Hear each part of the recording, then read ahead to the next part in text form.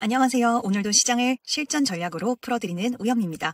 이번 주는 방향보다 타이밍이 중요한 구간입니다. 미국 증시는 강했지만 국내 시장은 정반대로 고점 부담과 수급 불안이 겹쳐 있습니다. 지금부터 오늘장을 준비하는데 꼭 필요한 전략 하나하나 짚어드릴게요.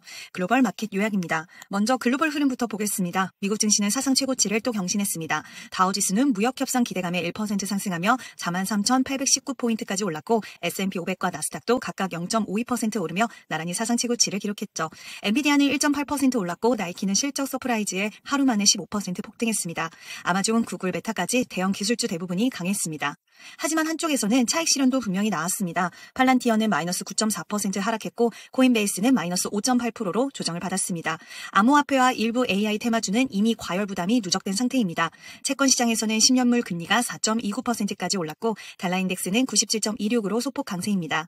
구리와 철강 등 산업금속은 상승했지만 금은 마이너스 1.8%, 은은 마이너스 1.5% 하락했습니다. 이제 미국 시장은 7월 4일 독립기념일을 앞두고 3.5일짜리 단축장이 시작됩니다. 그 가운데 고용지표, 테슬라 인도량, IRA 감세 법안 등 중요한 변수들이 몰려있어서 변동성이 커질 수밖에 없는 구조입니다. 국내 시장 흐름 정리합니다. 이번엔 국내 시장으로 넘어가 보겠습니다. 코스피는 이틀 연속으로 하락했습니다. 금요일 종가는 3.055포인트, 마이너스 23포인트, 0.77% 하락한 흐름이었습니다. 특히 외국인이 유가증권 시장에서 8,557억 원을 순매도하며 3일 연속 매도 흐름을 이어갔고 이게 고스란히 하락 압력으로 작용했습니다. 반면 개인과 기관이 각각 4,800억 원, 3,200억 원을 순매수하면서 방어 시도는 있었습니다. 코스피 200 선물에서는 외국인이 1,072억 원을 순매수했는데요. 차익거래 유입 가능성도 함께 언급되고 있습니다. 업종별로는 인터넷, 전기, 가스, 증권 등이 약세를 보였고 카카오페이는 무려 마이너스 10%, 카카오는 마이너스 3.4%, 네이버도 마이너스 1.3% 하락했습니다.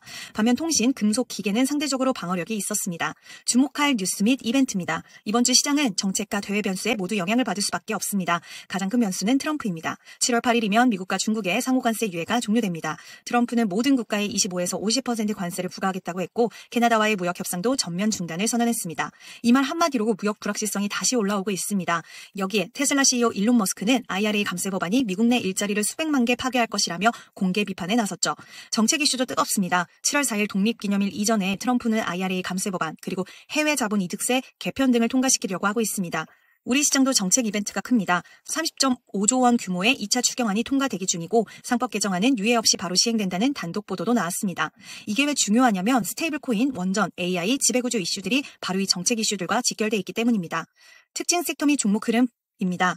이제 종목과 섹터를 보겠습니다. 주말 사이 뉴스까지 완전히 반영한 흐름입니다. 첫 번째 스테이블 코인 관련 테마가 다시 움직입니다. 신한금융, 이스트에이드, 핑거 등이 원화 스테이블 코인 관련 상품권을 대거 출연했고 7월부터 은행 중심의 협회 가입 제한 조치도 시작됩니다. 제도는 아직 없지만 상표권 선정 경쟁이 시장을 먼저 움직이고 있습니다.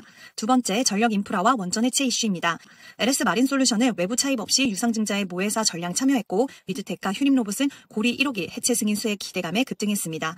현대건설은 미국 원전 기업 과 협약을 체결하면서 원전 사업 본격 진출에 나서고 있습니다.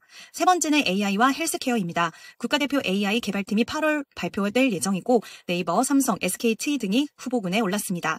피지컬 AI 관련 세미나와 마이크로소프트, 코어라인 협업 등 AI 플러스 의료기술 뉴스도 잇따르고 있습니다. 네 번째는 K바이오입니다. 기술 수출 규모가 반년 만에 12조 원을 넘었고 바이오 관련주들은 비만, ADC, 폐암 관련 이벤트를 앞두고 있어서 하반기 주도주로 떠오를 가능성이 있습니다.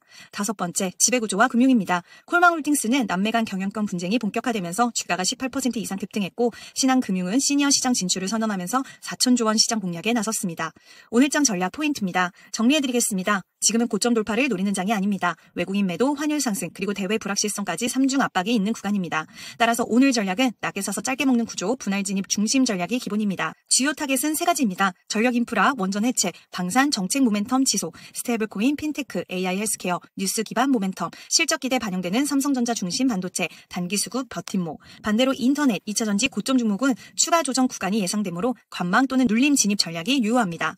마무리 요약 및 오늘의 포지션입니다. 지금 시장은 겉으로 보기엔 상승 분위기이지만 속은 굉장히 불안한 조정 구간입니다. 수급과 환율이 빠르게 회복되지 않는 이상 주도주는 매일 바뀌고 테마는 하루짜리입니다. 오늘은 뉴스가 아니라 뉴스 뒤에 숨은 전략 키워드를 봐야 합니다.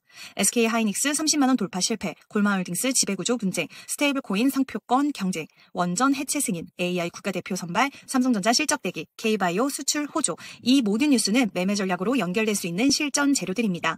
이상 6월 30일 매매 전략이었습니다. 이 컨텐츠가 오늘의 장을 준비하는 데 실전 도움이 되셨길 바랍니다.